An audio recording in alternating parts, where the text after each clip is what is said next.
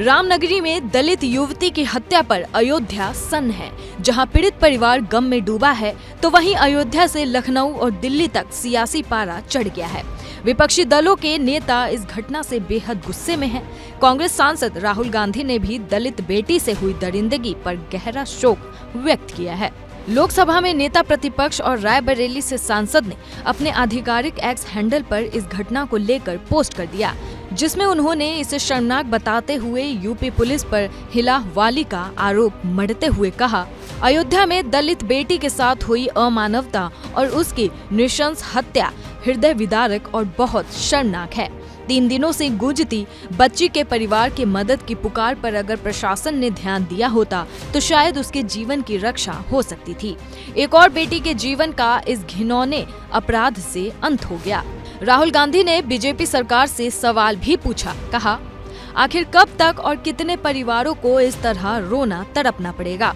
इसके आगे उन्होंने बीजेपी को बहुजन विरोधी बता दिया। बोले, बहुजन विरोधी भाजपा राज खासकर उत्तर प्रदेश में दलितों पर घृणित अत्याचार, अन्याय और हत्या बेलगाम बढ़ता जा रहा है। और आखिर में कांग्रेस नेता ने अयोध्या की बेटी को इंसाफ दिलाने के लिए सख्त एक्शन की मांग सरकार से कर दी। लिखा, उत्तर प्रदेश सरकार इस अपराध की तुरंत जांच कर दोषियों को कड़ी से कड़ी सजा दिलवाने के साथ जिम्मेदार पुलिस कर्मियों पर सख्त कार्रवाई करे और कृपया कर पीड़ित परिवार को हमेशा की तरह प्रताड़ित न करे। देश की बेटियां और पूरा दलित समाज न्याय के लिए आपकी ओर देख रहा है। राहुल ही नहीं, उनकी बहन प्रियंका गांधी वाड्रा ने भी सोशल मीडिया प्लेटफॉर्म एक्स पर पोस्ट के जरिए यूपी सरकार पर निशाना साधा है।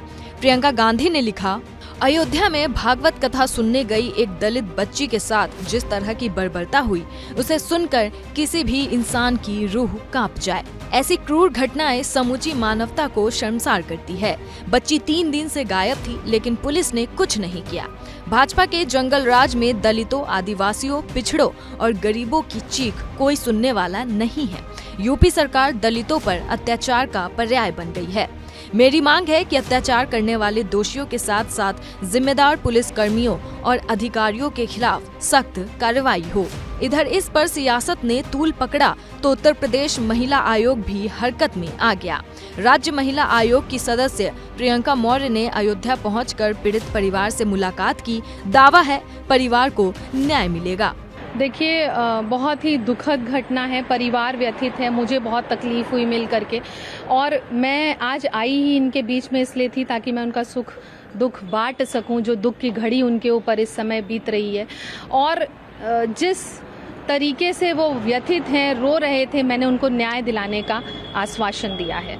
देखिए, ये हैवानियत है और बच्ची को, उसके परिवार को न्याय मिलना चाहिए। मैं ये सुनिश्चित करूंगी, क्योंकि ये जिसने भी इस तरीके की घटना को अंजाम दिया है, उनको ये समझ में आना चाहिए कि उत्तर प्रदेश में माननीय योगी आदित्यनाथ की सरकार है, बच्ची के साथ गलत हुआ है, न्याय मिलेगा परिवार को। मिल्कीपुर उपचुनाव के लिए 5 फरवरी को वोटिंग होगी, यानी अभी वोटिंग में 1 दिन का वक्त बाकी है। और इस बीच सामने आया दलित युवती की हत्या का मामला सियासत को 360 डिग्री पर बदल सकता है। ये बात सभी दल बखूबी जानते हैं और शायद इसलिए मर्डर केस पर जुबानी जंग का विस्तार अयोध्या से निकलकर दिल्ली तक हो चला है।